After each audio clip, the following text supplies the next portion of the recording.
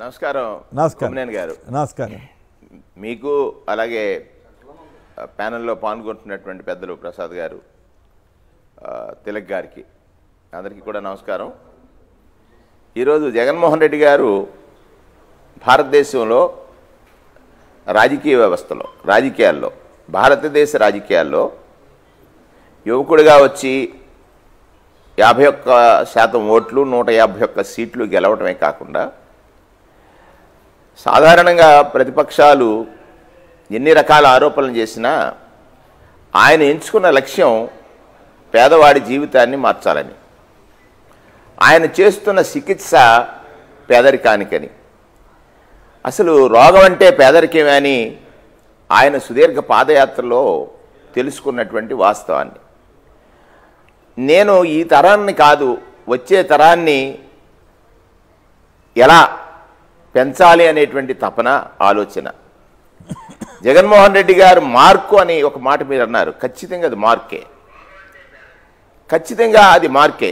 జగన్మోహన్ రెడ్డి గారి పాలన నా మార్క్ అని చెప్పుకునేటువంటి ధైర్యశాలి. 175 స్థానాల్ని కైవసం చేసుకోవాలి, ఇది కదా నాయకుడి యొక్క ధైర్యం. ఆయన ప్రజాబాహుల్యాన్ని నమ్మారు.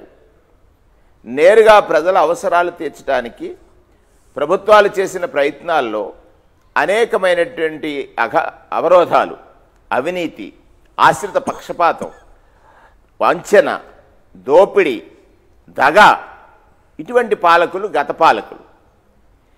నేటి పాలన 56 మాసాల్లో నిజం, నమ్మకం, ధైర్యం, భరోసా, నేటి పాలన. ఈ పాలన అందించినటువంటి జగన్మోహన్ రెడ్డి గారు 175 స్థానాలు గెలవాలి. వైఎస్ఆర్ కాంగ్రెస్ పార్టీ శ్రేణులు వైఎస్ఆర్ కాంగ్రెస్ పార్టీలో పనిచేయటం అంటే ఒక పేదవాడి జీవితాన్ని మార్చటమనే భావనలో ఈరోజు వైఎస్ఆర్ కాంగ్రెస్ పార్టీ శ్రేణులు ఉన్నాయి అని అంటానికి ఈరోజు జరిగినటువంటి సభ ఒక పక్క సంద్రం, జనసంద్రం. సంద్రము జనసంద్రము రెండూ ఉన్నాయి అక్కడ.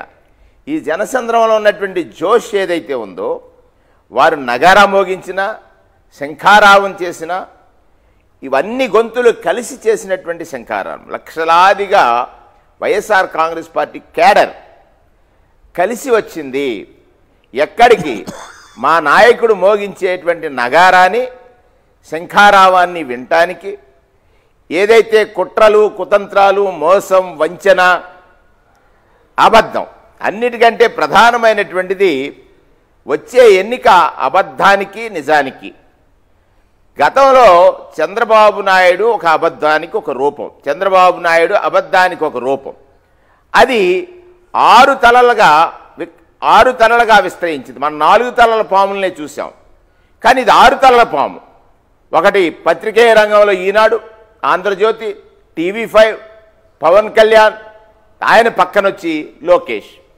అంటే అబద్ధం 6 రూపాల్లో ప్రజల్ని నిత్యము కూడా ఏదో ఒక అబద్ధాన్ని పంపి ప్రజల యొక్క దృష్టిని మరల్చాలనేటువంటి ఒక ప్రయత్నం చేశాడు.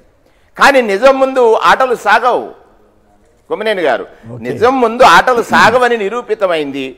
చెప్పినటువంటి ప్రతి హామీని తూచా తప్పకుండా అమలు చేసినటువంటి ముఖ్యమంత్రి, చెప్పకపోయినా కూడా ప్రజల యొక్క మనోభావాలను తెలుసుకుని హామీలను అమలు చేసినటువంటి ముఖ్యమంత్రి.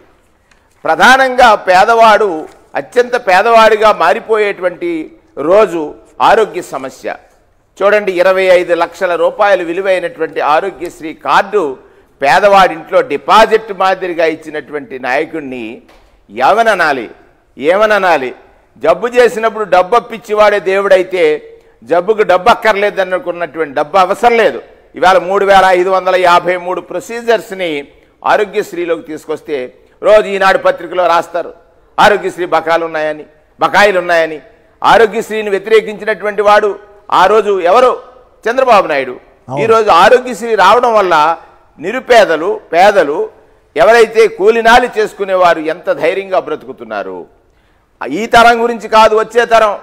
ఏదైతే విద్యను మాత్రమే నేను ఆస్తిగా ఇస్తానని చెప్పాడు, నాడు నేడు ద్వారా పాఠశాలల అభివృద్ధి, దానితో పాటుగా ఇంగ్లీష్ మీడియం చూసి వారవలేక ప్రతిపక్షాలు అనేకమైనటువంటి తెలుగుకి అన్యాయం జరుగుతుందని, తెలుగుని నెగ్లెక్ట్ చేస్తున్నారని రకరకాల ఆరోపణలు చేశారు.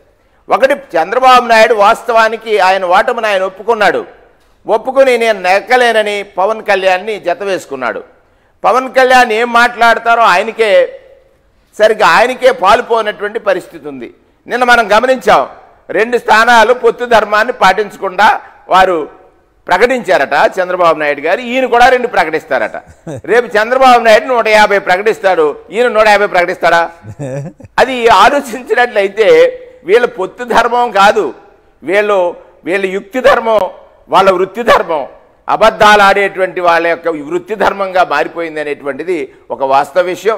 ఈరోజు ఏదైతే నగారా జగన్మోహన్ రెడ్డి గారు మోగించారో, జగన్మోహన్ రెడ్డి గారంటే నమ్మకం అని, జగన్మోహన్ రెడ్డి గారంటే నిజమని, జగన్మోహన్ రెడ్డి గారంటే చెప్పిన మాట అమలు చేస్తాడని, ఇంతకాలానికి ప్రజాస్వామ్యంలో రాజకీయ వ్యవస్థ పట్ల ప్రజలకు నమ్మకం సడలిపోయింది. చంద్రబాబు నాయుడు టైంలో ఇచ్చిన ఏ హామీని అమలు చేయకుండా 5 ఏళ్లు కాలయాపన చేసి ప్రజల్ని ఎలా వంచాలనేటువంటిది ఏకైక లక్ష్యంగా పనిచేసిన చంద్రబాబు నాయుడికి ఇచ్చిన మాటని కరోనా లాంటి విపత్తు వచ్చినప్పటికీ కూడా